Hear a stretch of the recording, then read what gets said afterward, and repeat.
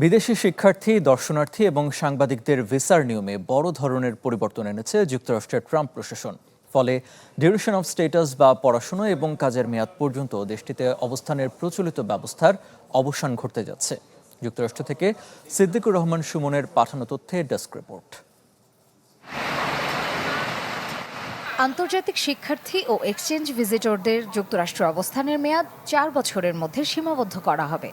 বৃহস্পতিবার এর নতুন নীতিমালা প্রকাশ করে যুক্তরাষ্ট্রের হোমল্যান্ড সিকিউরিটি দপ্তর DHS। ঢালাইয়ে দৃঢ়তা, নির্মাণে নিশ্চয়তা, প্রিমিয়ার সিমেন্ট, ঢালাইয়ের রাজা।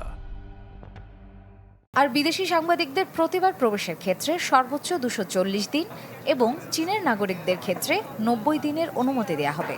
তবে ফেডারেল রেজিস্টারে প্রকাশের 60 দিন পর এবং কংগ্রেসের পর্যালোচনা সাপেক্ষে এই বিধি কার্যকর হবে।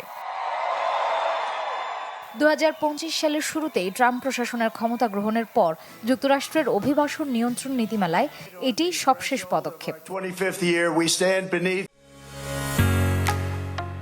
ঢালাইয়ের সেরা প্রিমিয়ার সিমেন্ট। এর মধ্যেই হোমল্যান্ড সিকিউরিটি দপ্তর এমন অনেক ব্যক্তিকে চিহ্নিত করেছে যারা 2000 থেকে 2010 সালের মধ্যে শিক্ষার্থী হিসেবে প্রবেশ করে এবছরের এপ্রিলেও বিভিন্ন প্রোগ্রামে যুক্ত থাকার নামে দেশটিতে অবস্থান করছেন। তাদের তথ্য অনুযায়ী 2024 সালে শিক্ষার্থী ভিসায় যুক্তরাষ্ট্রের প্রবেশের সংখ্যা ছিল আগের বছরের তুলনায় 11%-এরও বেশি। উল্লেখযোগ্য হারে দর্শনার্থীর সংখ্যা বেড়ে যাওয়ায় যুক্তরাষ্ট্রে অবস্থানরত অভিবাসীদের ওপর নজরদারির ক্ষেত্রে হোমল্যান্ড সিকিউরিটি দপ্তরের সক্ষমতার জন্য বড় চ্যালেঞ্জ বলেও জানিয়েছে কর্তৃপক্ষ।